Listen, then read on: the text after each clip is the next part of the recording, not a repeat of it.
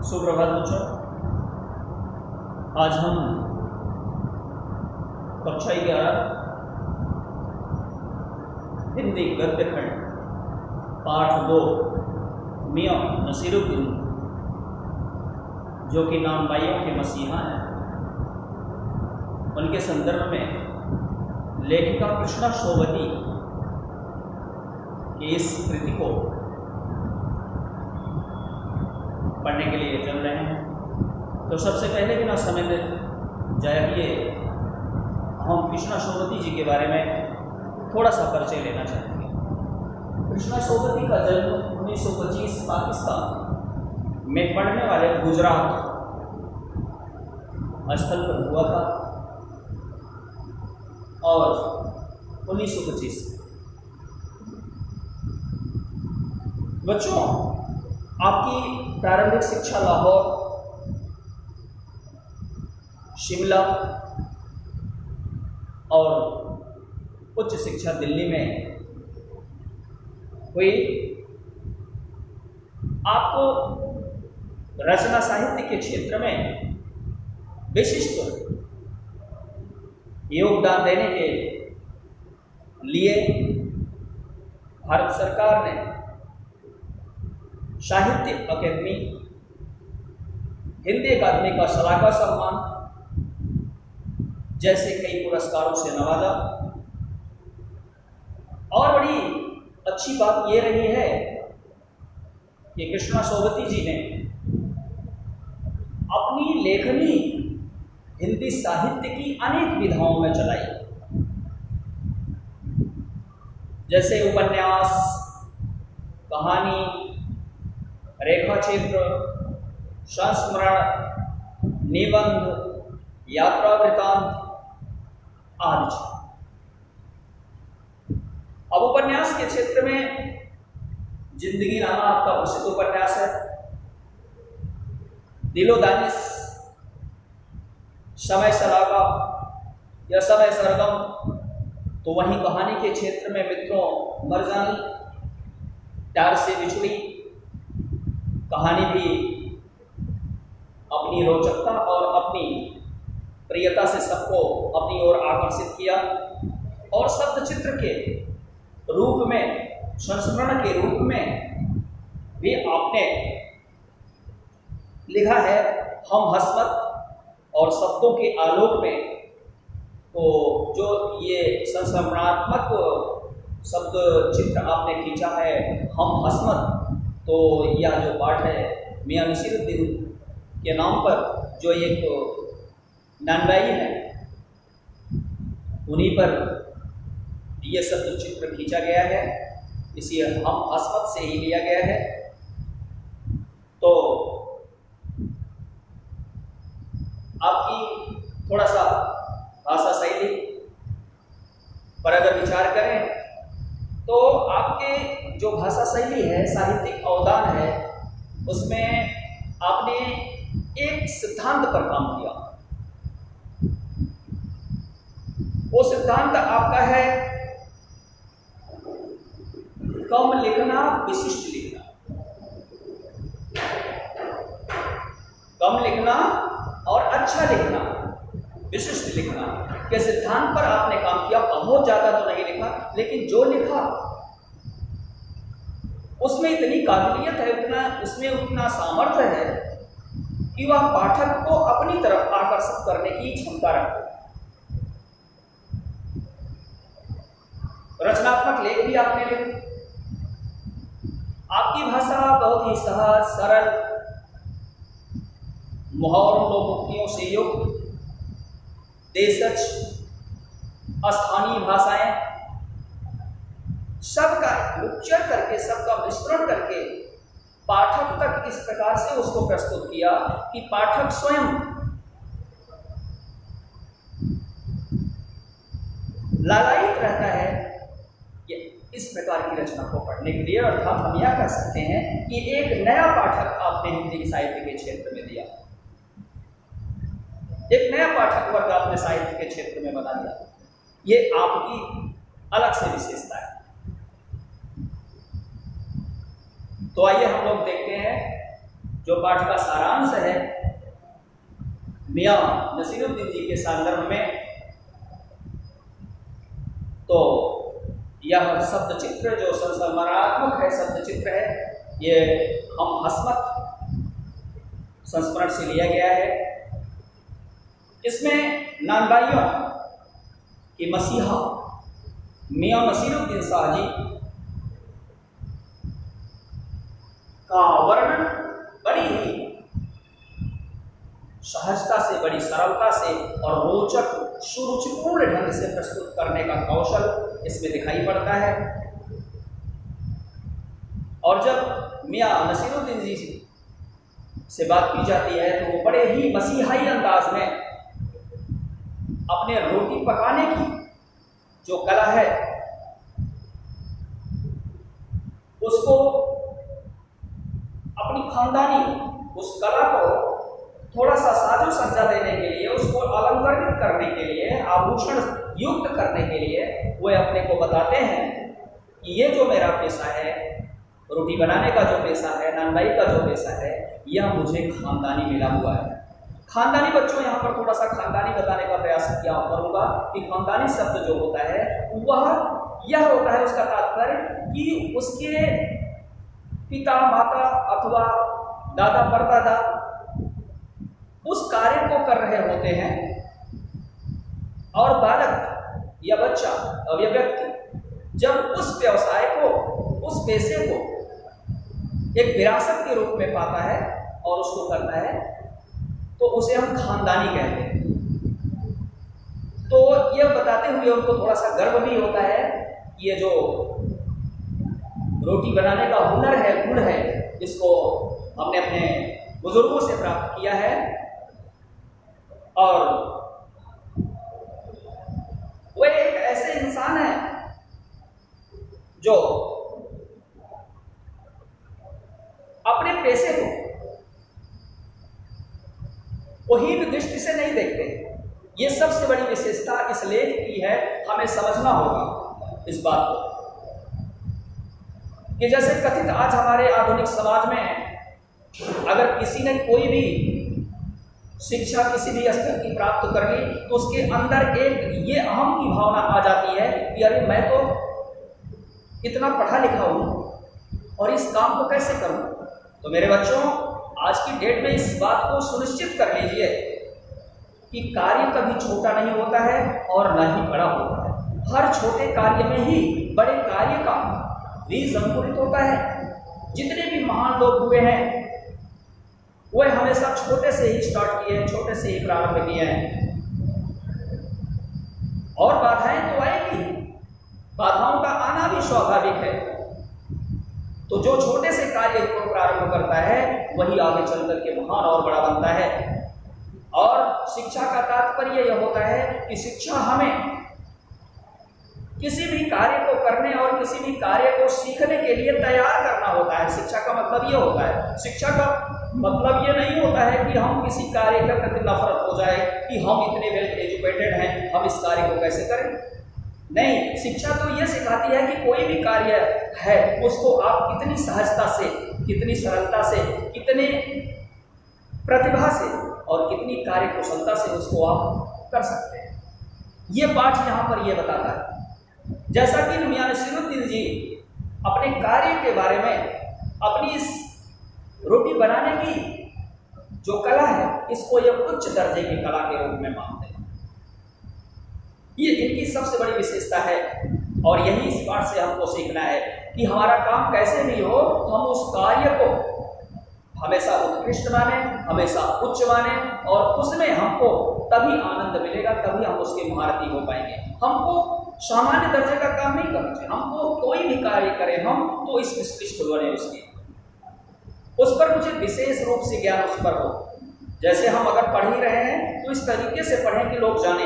हम खेल रहे हैं तो इस तरीके से खेलें कि उसमें भी हम अपना नाम कर सकते हैं। ये नहीं कि हम खेल भी रहे हैं, पढ़ भी रहे हैं, ना खेल में ही हमें कोई जान रहा है, ना पढ़ने वालों में ही हमें कोई जान रहा है, तो समान दर्जे का हो गया। तो समान दर्जे से काम नहीं चलने वाला है। आप किसी भी क्षेत्र में अब आप समझ सकते हैं कि रोटी बनाने वाला नान बाई, लेकिन नान बाई भी अपने कार्य के माध्यम से आज आपके सामने सिलेबस में रखा गया है और उसको हम लोग पढ़ रहे हैं।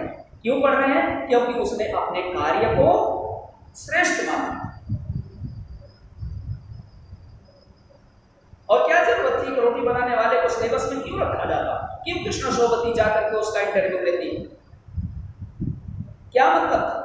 लेकिन उसके कार्य की विशिष्टता ने लेखिका को वहां पर आकर्षित किया और आज आपके सामने उपस्थित है। अमर है, ऐसा कह सकते हैं कि ना छरंती अक्षर, अक्षर के साथ जो जुड़ जाता है, जिसका नाम जुड़ जाता है, वो अमर हो जाता है। तो वह अपने, उनकी ये विशेषता है कि वह अपने कार्य को एक कला के रूप में, इस रोटी बनाने की जो कला है उसको एक विशिष्ट कला का रूप देते हैं और इसको सीखना वो एक हुनर मानते हैं और हुनर का हमेशा वह सम्मान करते हैं। लेखिका बताती है कि वह एक दिन किसी कार्य से बाहर जा रही थी, मटिया महल के गद्दैया मोहल्ले की तरफ निकली तो एक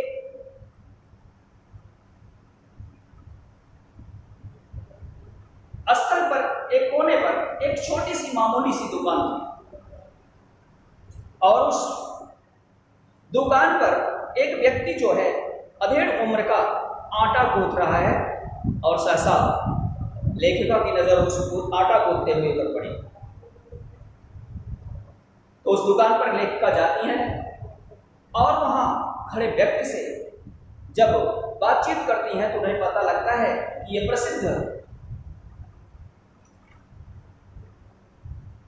नानबाई मियां नसीरुद्दीन जी की दुकान है।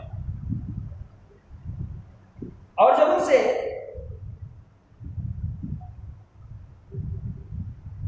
बातचीत किया जा रहा था तो पता लगा कि वह 56 किस्म की रोटी बनाने का हुनर अपने पास रखते हैं और वहां पर मियां नसीरुद्दीन चारपाई पर बैठे बीड़ी पी रहे होते हैं। उनके चेहरे पर अनुभव की गंभीरता साफ झलक रही होती है और आंखों में चुस्ती है। माथे पर कारीगर का तेवर का रोग दिखाई पड़ रहा है। लेखिका जब प्रश्न करती है तो कुछ जानने के लिए लेखिका जब प्रश्न करती है तो मियां नसीरुद्दीन व्यंग्यात्मक स्वर में पत्रकार और पत्र, समाचार पत्र दोनों पर व्यंग करते हैं। उनकी नजर में समाचार पत्र और पत्रकार दोनों निठल्ले हैं, क्योंकि वो तुरंत उत्तर देते हैं कि देखो, समाचार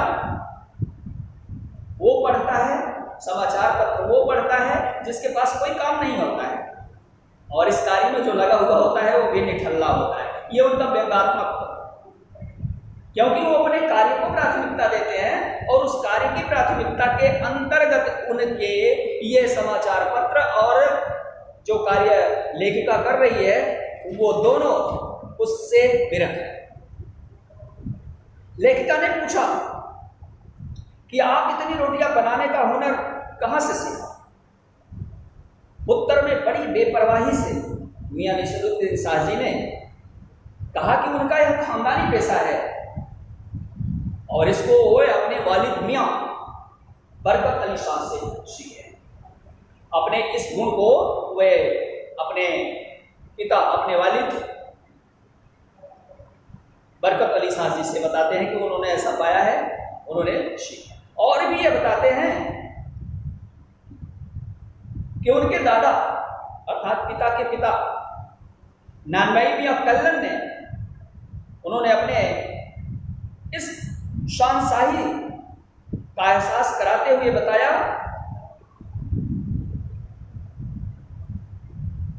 कि ये मेरा खानदानी पेशा है। और ये भी उन्होंने बताया कि ये जो कुछ भी मैंने सीखा है ये ऐसे नहीं आ गया, इसके लिए मुझे कड़ी से बड़ी मेहनत करनी पड़ी है। और एक चीज यहां पर पाठ में सीखने के लिए ये है कि बच्चों, जब भी हम कोई काम करें तो नीचे से करें। निचले स्तर से स्टार्ट करें, प्रारंभ करें, उसकी शुरुआत करें। जैसे यहां पर उन्होंने बताया कि मैंने इसमें मेहनत करके इस कार्य को सीखा है, छोटे से छोटे कार्यों में किया है, जैसे बर्तन धुलना, आटा गूंथना, भट्टी को आंच देना, और तब जाकर के एक प्रसिद्ध कलाकार के रूप में वो सामने आ पाए हैं। तो हमें भी इसी तरीके से हम जब किसी कार्य के निचले स्तर से उसको प्रारंभ करते हैं तो निश्चित ही हमें उसमें विशिष्टता मिलती है और सफलता मिलती है। और वो ये बताते हैं, इसके बारे में वो उदाहरण भी देते हैं कि जैसे कोई बच्चा होता है, वो डायरेक्ट इंटरव्यू में नहीं पहुंच जाता है, जमात में नहीं पहुंच जाता है, इसके लिए उसको छोटे से पढ़ाई करनी पड़ती है। Nursery, KG, first, second, third, fourth, fifth, seventh, ninth, आगे की क्रम में। ठीक उसी प्रकार से वह बताते हैं कि जैसे बच्चा अलिफ से लेकर के आगे बढ़ता है, फिर कच्ची पक्की दूसरी से जमात में पहुंच जाता है, इसी तरह हमने भी छोटे छोटे कार्य करके इसको सीखा। और भी बताते हैं कि तालीम भी बड़ी चीज होती है। और जब खानदान के बारे में लेखिका प्रश्न करती है कि वह गर्व से फूल जाते हैं, और बताते हैं कि एक बार बादशाह ने उनके किसी बुजुर्ग को बुलाया अपने यहां और बोला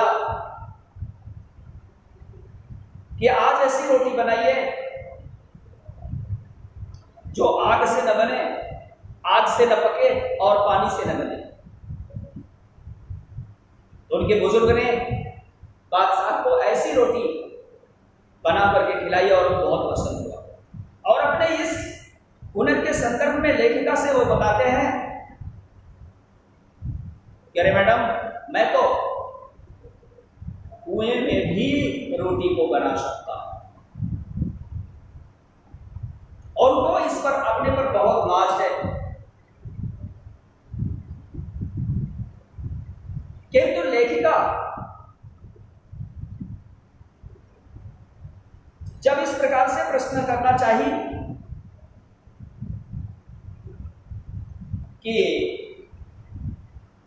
अच्छा, आपके बुजुर्ग जो हैं, आपके वालिद जो हैं, आपके दादा जो हैं, वो किस बादशाह के यहां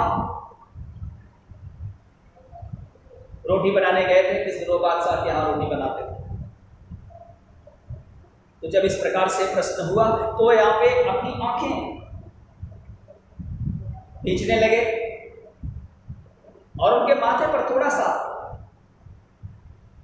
झिझक आई और वह कटाक्ष करते हुए लेखिका से कहते हैं, क्या करोगी इस बात को जानकर? क्या बादशाह के पास आपको चिट्ठी भेजनी है क्या? तो बच्चों,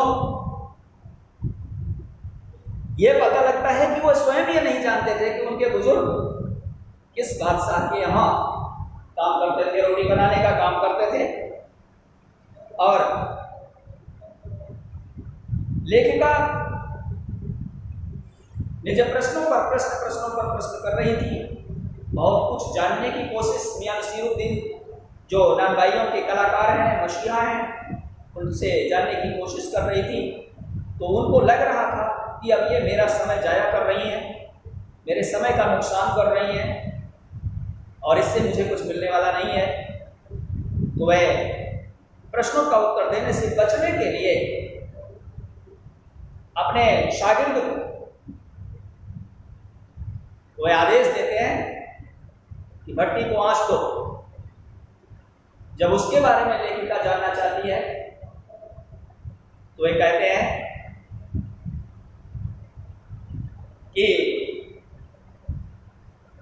कि मैं इसको मजदूरी देता हूं। फिर वे तुरंत कर बोलते हैं और फिर लेखिका रोटियों, 56 किस्म की रोटियों का नाम जानना चाहती है, जिसमें बहुत सारी रोटियों को फटाफट हुए नाम बता देते हैं। और फिर वो बोलते हैं तुनक करके कि तुनकी पापड़, जो तुनकी रोटी होती है वो पापड़ से भी महीन होती है। फिर वो इतना कह करके एक लंबी सांस लेते हैं और यादों में खो जाते हैं। और फिर सब बोलते हैं कि मैडम आज का समय बदल गया है, लोगों के खाने का तरीका बदल गया है, लोगों के सोचने का तरीका बदल गया है। उनके सिर्फ इतना कहने में बहुत कुछ छुपा हुआ है कि आज समय बदल गया है। वो इस इतनी बात से यही इतना कहना चाहते थे कि लोगों की सोच बदल गई है, लोगों के चाल चलन बदल गए हैं, लोगों के रहन सहन के तौर तरीके बदल गए हैं, सोचने और विचारने की क्षमता बदल गई है। कहने का तात्पर्य कि रुचि बदल गई है, सब कुछ बदल गया है। वो जमाना कुछ और था और आज कुछ और। लोगों में उस समय प्रेम था, स्नेह था, दया थी, आपसी भ्रातृत्व भावना थी, एक दूसरे की लोग मदद करने के लिए तैयार रहते थे। किंतु आज इस आधुनिकता के दौर में इस रुचि के साथ साथ लोगों का नजरिया भी बदल गया है। न तो लोगों के पास समय है, न लोगों के पास दूसरों की मदद करने का जज्बा है, और हर व्यक्ति आज व्यस्त है और इसी व्यस्तता में वह सुकून खोजना चाहता है, लेकिन सुकून मिले कहां से? तो लेखक ये बताना चाहता है, लेखिका यह बताना चाहती है, अब मियां नसीरुद्दीन जी ये बताते हैं कि न तो अब खाने का शौक रह गया है और न ही अब पकाने का शौक रह गया है, और न ही अब हम जैसे कलाकारों कोई कद्र करने वाला ही रह गया है। अब तो सिर्फ लोगों की शौक बदल गई है, रोटी बदल गई है, और अब वह मोटी रोटी जो तंदूरी जिसको कहते हैं, उस रोटी ने स्थान ले लिया है। हर व्यक्ति जल्दी में है, हर व्यक्ति यह प्रयास में है कि हम अपने उद्देश्य में कैसे सकें। तो इस पाठ के माध्यम से लेखिका ने भी यह दिखाया है कि व्यक्ति को हमेशा अपने कार्य के प्रति वफादार होना चाहिए। अगर किसी की पहचान होती है तो उसके स्वरूप से नहीं होती है, उसके आचरण से होती है, उसके कार्य से होती है। इसलिए बच्चों, हम सभी लोगों को सारी बातों को छोड़ करके अपने कार्य पर पूर्ण मनोयोग से ध्यान रखना चाहिए, करना चाहिए।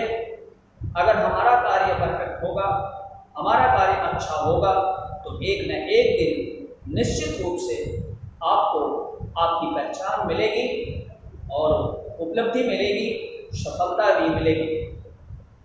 तो इस पाठ का यही उद्देश्य है।